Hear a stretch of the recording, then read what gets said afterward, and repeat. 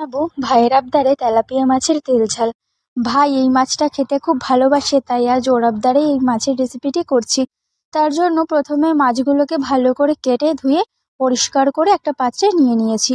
এরপরে মাছগুলোকে একে একে হলুদ আর লবণ দিয়ে ভালো করে মাখিয়ে নেব। মাখানো হয়ে গেলে কড়াইতে তেল দিয়ে দেব। তেল গরম হয়ে গেলে মাছগুলোকে এপিট ওপিট লাল লাল করে ভেজে তুলে নেব।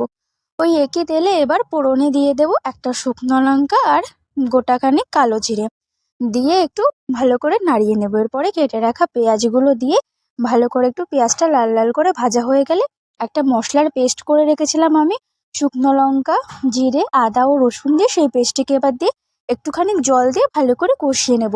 কষানো হয়ে গেলে এরপর আমি ঝোলের জন্য কিছুটা পরিমাণে জল অ্যাড করে দেব।